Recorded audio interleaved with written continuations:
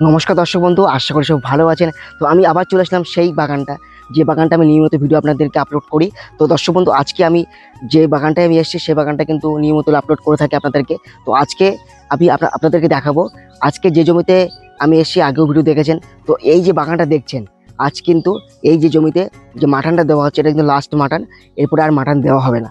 তো দর্শক বন্ধু, আমি আপনাদেরকে প্রথমত এই ভিডিওটা কেন বারবার করছি, যাতে আপনারা বুঝতে পারেন ভালোভাবে কীভাবে রোপণ করলে, কী পদ্ধতি রোপণ করলে, কীভাবে পরিচর্যা করলে আপনি এই সফলতা পাবেন। তো দর্শক বন্ধু, আমার এই যে চাষি ভাই আছে, তিনি কিন্তু আমাকে বারবার বলেছে প্রথম থেকে লাস্ট পর্যন্ত ভিডিওটা আপলোড করতে। তো দর্শক বন্ধু, আমি নিয়মিত সেই রোপণ করা থেকে আমি ভিডিও কিন্তু আপলোড করছি। তারপরে 10 দিন পরে করলাম, 20 দিন পরে করলাম, আর আজকে কিন্তু 65 দিনের মাথায় করছি। তো দর্শক বন্ধু, 65 দিনের মাথায় এসে জমিটা দেখুন, একটু ঘুরে দেখায় আপনাদেরকে। দেখতে পাচ্ছি বাগানটা, একটু দেখুন কত সুন্দর সবুজভাবে তার পাতাগুলো লকলক করছে।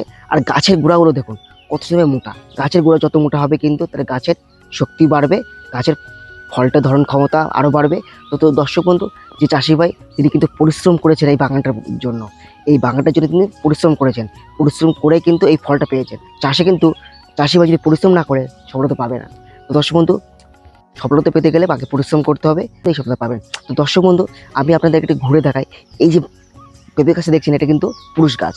তো পুরুষ গাছের ফলটা কিন্তু খুব কম হয়। 10টা ফুলে কিন্তু একটা ফল দাঁড়ায়, 10টা ফুলে কিন্তু একটা ফল দাঁড়ায়।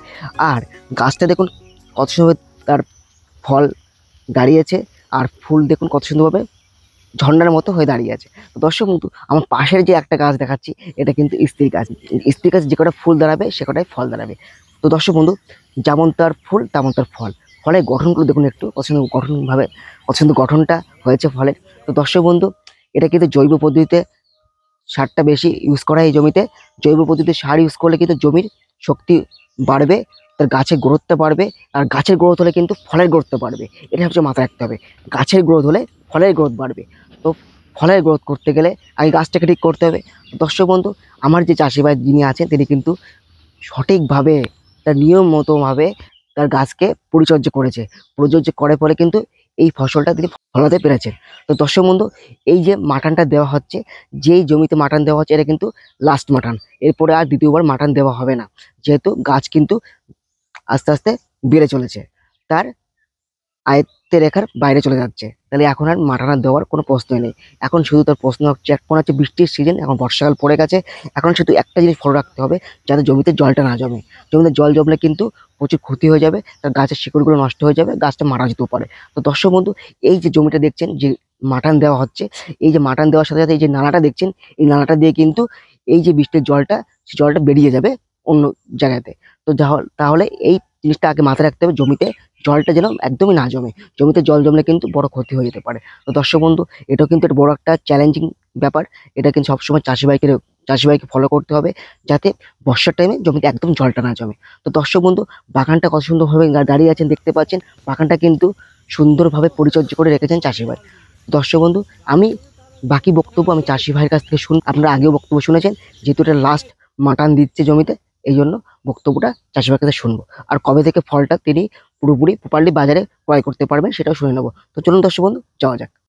আচ্ছা, আপনার এই যে বাগান, আমি বিগত দিন ধরে প্রত্যেকটা সময় আপনার এই বাগানের ভিডিও আমি তুলে ধরছি। তো আজকে যে মাটন দেওয়া হচ্ছে, এই মাটন দেওয়ার কারণটা কি একটু যদি বলেন আমার দর্শক বন্ধুদের। মাটানোর কারণ হচ্ছে পেঁপে গাছের গোড়া একটু উঁচু রাখতে হয়, যাতে জল টল না বসে। আপনারা খেয়াল করবেন যে নালা করে দেওয়া হয়েছে, যাতে জল নিকাশি ব্যবস্থা ভালো থাকে। এবং গাছের গোড়াটা মাটি দিলে গাছের গোড়াটা একটু মোটা হবে, গাছটা শক্তপোক্ত হবে, মাটির সঙ্গে ধরে থাকবে এবং গাছের গোড়ায় জল বাঁধবে না। এই হচ্ছে মূল কারণ। দুটো দুটো সার দিয়ে আমরা নালা টেনে গাছের গোড়াটা একটু গোল করে দেওয়া হয়েছে। এইবার আবার বর্ষার অন্তে যদি মাটি আবার একটু দরকার মনে হয়, বর্ষার শেষে আমরা আরেকবার মাটিয়ে তখন গাছের গোড়া আবার বেঁধে দেওয়া হবে। এর মধ্যে আর কোনো আপাতত কাজ নেই বর্ষার মধ্যে, কারণ গাছে দেখেন দুটো দুটো জালিও এসে গেছে আমাদের। যেগুলো মেয়ে গাছ আছে সেই গাছগুলোতে দু একটা পেঁপে উঠিও এসেছে। হুম। আচ্ছা, বর্তমানে এই যে বাগান, হুম। যে আপনার 1 বিঘা জমিতে বাগানটা আপনার আছে, এই যে গাছের, এইটা কি গাছ? মানে পেঁপে গাছের তো অনেক রকম জাত আছে, প্রজাতি আছে।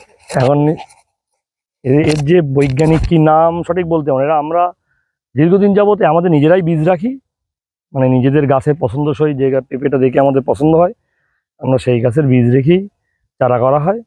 মানে এটা দীর্ঘদিন যাবত আমাদের চাষ করে আসছে এই জাতটাই। মানে আমাদের কাছে প্রায় দীর্ঘ 20-25 বছর যাবত আছে এই জাতটা। আমরা যে গাছটা বেশ পেঁপে হওয়ার পরে খুব পছন্দসই পেঁপে বলে মনে হয়, যে গাছটা পেঁপেটা ধরন ভালো আছে, আমরা সেরকম গাছেই বীজ রাখি, রেখে তার থেকে চারা করে আমরা নিজেরাই চারা করি। তো এই যে বর্তমানে যে আপনার যে বাগানটা, এই যে মাটনটা দেওয়া হচ্ছে, এরপরে কি আর মাটন দেওয়ার সম্ভাবনা আছে? না, এর মধ্যে আর মাটাবো না, বর্ষার শেষে। এখন প্রয়োজনে সার একটু অর্ধেক দেওয়া হবে। এখন কি সার দেবেন এই মাটনের পরে? এবার মাটানো হয়েছে 10-26 দিন মাটি দেওয়া হয়েছে, দিয়ে জল দেবো, 1-2 দিন রাখা হচ্ছে মাটিটা শুকানোর জন্য। যদি বৃষ্টি হয় ভালো, নাহলে শেষ দিয়ে দেওয়া হবে। তো এই যে মাটানোর কৌশল, কোন টাইমে করলে ভালো হয় যদি একটু এটা বলেন? পরিস্থিতি বুঝে গাছের পজিশন দেখে মাটাতে হয়। যে বাগানে যেরকম গাছ হয়েছে সে বাগানে সেরকম সময় মাটাতে হবে। আবার যে একই সময় হবে বা গাছের গ্রোথ যে বাগানে যেরকম, সে বাগানে গাছের পরিস্থিতি বুঝে কাজ করতে হবে। অনেক ধন্যবাদ আপনাকে।